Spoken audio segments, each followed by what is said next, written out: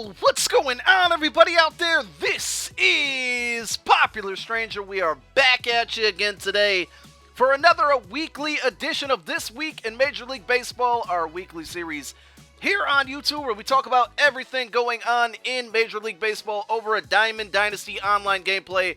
Special shout out to everybody who joined me for my live stream the last 2 days. We just finished one up this Thursday afternoon, and it was an amazing time. We had somebody donate 200,000 stubs to me in order to open up a bunch of packs, and we did. We probably opened 250K worth of packs, so I don't know if he's watching this video, but shout out to Evan Ray, man, because he provided the stubs for us to do that. And it was a lot of fun. We pulled 2 Adrian Bell trays, and I sold those off and opened up more packs. And it was just a lot of fun. But let's stop talking about the stream. I'll be doing it again next Wednesday, so I hope to see you there. Just look out for the video to announce that. A couple different teams that I want to talk about in this week's video that are on hot streaks and that have been very impressive. Number one, the New York Mets. I got to watch a lot of them the last 4 days because they had a 4-game series against my Colorado Rockies. Their pitching is absolutely legit. Jacob deGrom, Noah Syndergaard, Matt Harvey. I'm drawing a blank right now of the other guys, but Jesus Christ, those guys can pitch. The Rockies can hit, and they can hit away from Coors too. I know that at home they're more likely to hit, but they only scored 5 runs in 2 games. Just got shut down. Jacob deGrom was fantastic last night. Syndergaard gave up some early runs, and then he just all of a sudden started dominating this afternoon. But Carlos Gonzalez said after last night's game, he thinks, and keep in mind, he's in the same division as Kershaw, Greinke, Bumgarner. He thinks DeGrom's the best pitcher in baseball right now. What do you guys have to say about Cargo's comments?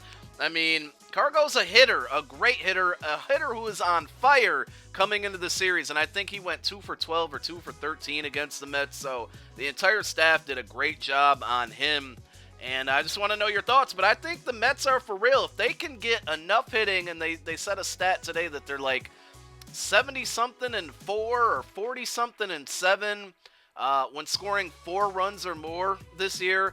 The Mets can be scary. If they can put up a couple runs, those pitchers are going to shut people down. So I think they're going to beat the Nats in the NL East. They right now are on a 4-game win streak, won 8 out of their last 10, and have a 4-game lead on the Nats, who I don't know if they're playing the Dodgers again today, but have had a series against the Dodgers.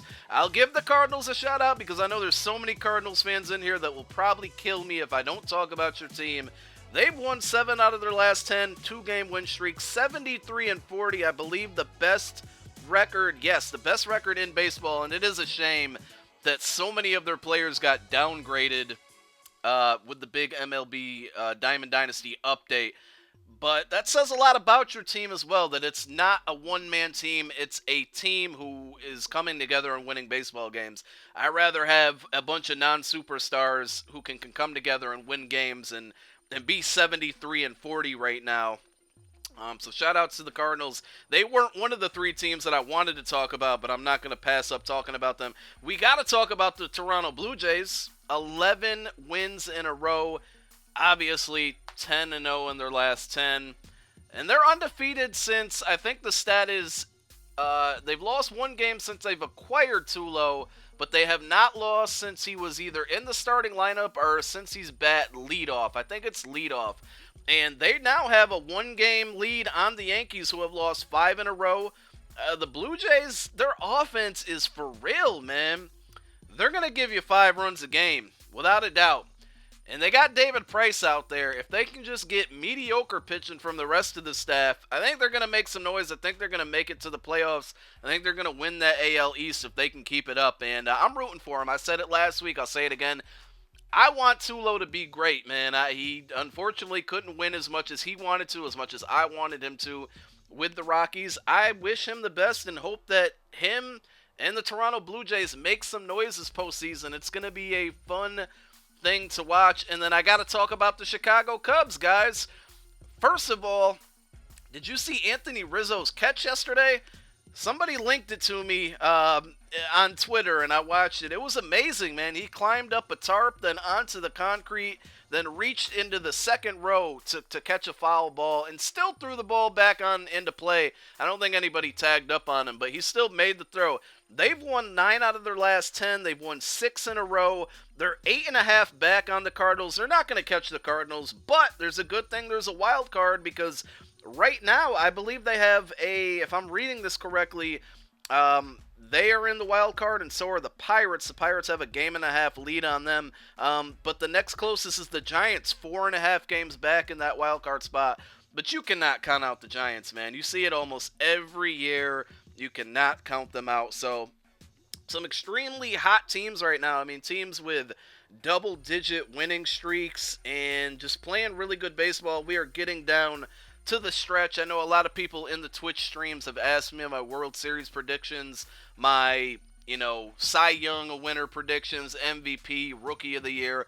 I'm saving those for a special video. I'm going to give you my final predictions of division winners and World Series matchup and World Series winners and all the awards. I'll be giving you guys one of those types of prediction videos pretty soon. And I almost forgot to mention Akuma's no-hitter yesterday for the Mariners.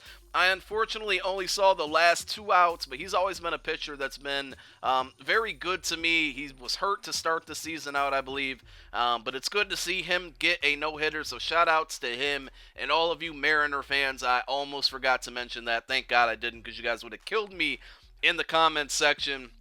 But that's going to wrap this video up. As always, if you have topics you want me to cover, because I know somebody's going to say you didn't cover my topic, if you have topics you want me to cover, leave them in the comments section of this video, and I'll check it next week. I'm out. Peace.